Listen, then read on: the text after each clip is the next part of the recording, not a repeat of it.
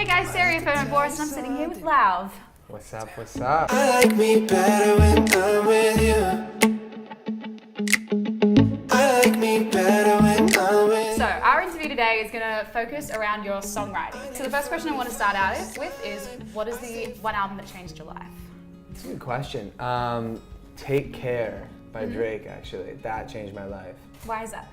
I was graduating high school, and yeah, I think it was, you know, like when you look back on like certain parts of your life as just kind of like iconic to yourself. Yeah. It was like one of those times. So I just remember driving around in my car for the first few times. Actually, no, I would have been driving for a while, but for whatever reason, I have memories of driving around my neighborhood, getting ready to graduate, getting ready to move to New York City, and just like listening to that album on repeat, just like from the production to like everything. I mean, Drake's just a legend, and 40, you know, is the guy who's producing most of that stuff. Yeah. Do you reckon that's influenced your songwriting at all, that album? Definitely, yeah. I think definitely. I think like, you know, like it's hard for me to like say exactly what's influenced me and what hasn't, but like I listen to so much different types of music that like I think it all kind of influences me. Can you remember the first moment that you realized you wanted to be a musician? Oh man, I mean, I've been playing music my whole life, so it's hard for me to remember. I just feel like when I started playing guitar and I started writing songs and I was like 13, that was kind of like when I was like, oh shit, this is like something that I'm obsessed with, you know? How old were you when you first picked up the guitar? I think like 10 or 11. Why did you first decide on guitar being your instrument? I think it's because I was playing piano and viola before that, and I was like, okay, how can I pretend like I'm not a nerd? Oh, guitar. So walk me through your songwriting process. What is first? Well, there's not really anything consistent. It's always different. Like, you know, when I wrote I Like Me Better, that was probably the fastest song I've written, at least one of the fastest songs I've ever written. And it was like, I had no idea that I was gonna write that song. I didn't have the title, I had no lyrics, I just was like, I had a new synth sound and I was playing chords. And it started to kind of like write itself. But when I wrote my song, The Other, that was just me and one of my best friends, Michael Matosic, sitting in my room and with an acoustic guitar and writing it like that. So it's always different. It's always different. Yeah. How did it feel, because you used to write songs for other people. Well, first of all, how did it feel going from writing songs to other people to writing them for yourself, and why did you make that change? Yeah, I mean, it's a good question. Growing up, like when I originally started playing music, it was like for myself to be an artist. Like I never even knew like, oh, I could write songs for other artists. And I think like, you know, long story short, I played in bands growing up. We'd book our own tours. You know, the whole MySpace era. I don't know if that was a thing for you. That was a thing. I was just on the end of MySpace. Yeah, I was like towards the end as well. Yeah. You like design your whole life. Like it was like my life. It was like, you know, all of this. And then like, you know, I spent years doing it, and I was graduating high school, and I was like, maybe it's unrealistic to be the artist. I could write for other artists, you know, and I kind of lost some confidence. So that was kind of like the first few years of college. I was like just trying to write songs and produce without thinking of myself as the artist. And then, you know, it kind of like I came back to the artist thing very naturally, where like I wrote my first song, The Other, a few years ago, and it was like, I just don't want to give this song away. It's just like too real for me. And it kind of just been like a natural progression from there. How does it feel to like debut a song for the first time live to an audience? Scary. Yeah, but kind of scary, you know. It's like you're like hoping, because it's like I've seen a range of kind of how it works with different songs. Like with I Like Me Better, like I played that live.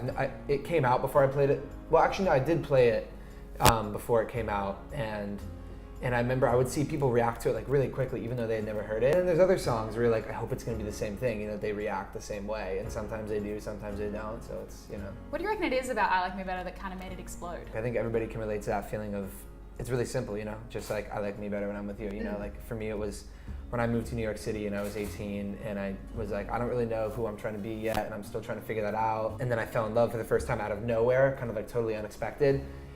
And it's just that like whole thing of like, I don't really know what's going on in my life, like who I'm trying to be, any of that, but I know whatever we have is like really special, and I'm like addicted to it. What advice do you have for other songwriters who are starting out? So I don't like to tell people how to do their thing, because I think it's like that was really important for me to discover like my own kind of path. But I think the one thing that matters the most is that like if you decide that you want music to be your career and you want to be a songwriter, a producer, artist, whatever it is you want to be, that like you have to just make the decision that no matter what, you're not going to stop. And it sounds really corny, and but it is. It's not simple, but in some ways it is that simple, that like you're gonna get a trillion no's, you're gonna have to put in tons of time, you have to realize that your first songs may suck. Like I wrote hundreds of horrible songs, nobody's gonna care, even when you wish they would, and like you have to just be willing to go through all of that, and knowing that like whenever the time is right, you'll get there. When you say like you wrote hundreds of songs before you got to the one, how did it feel to have to throw away all those songs? Like, because you would have been so close to them. Yeah, that's a good question. Growing up, like I think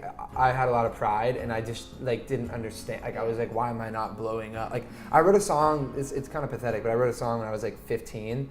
That was like basically about me feeling like my career wasn't going anywhere, and was like, yeah, and it was like, yeah, we were 15. Like I just had no perspective. I didn't have any patience with myself.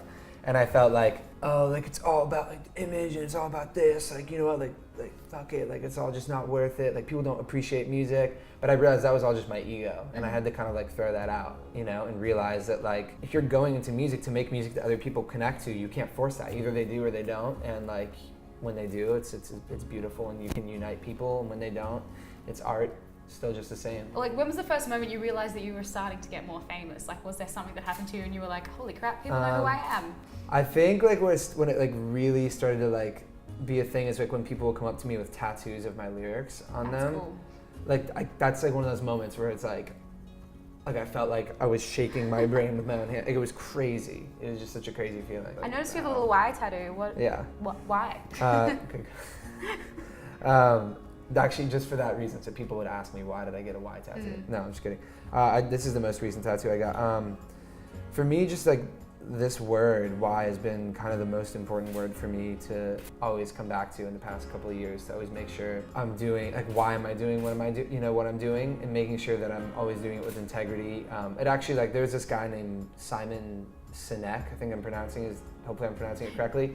And it's really corny, but like, he has like, if you search him up on YouTube, has all sorts of kind of like, I don't know, discussions, TED Talk type stuff, where he's kind of talking about, he'll talk about anything from like kind of like unifying an energy in a workplace to branding and marketing. He talks about a whole variety of things, but why was kind of a big part of a lot of what he talks about, which is like kind of uncovering what you're doing. Because I think so much of people can like lose like touch with their motivations, and even just when they look at other people, you judge people kind of by their actions instead of their motivations. And I think it's important to always kind of question like what's underneath. What is one thing your mom doesn't know about you?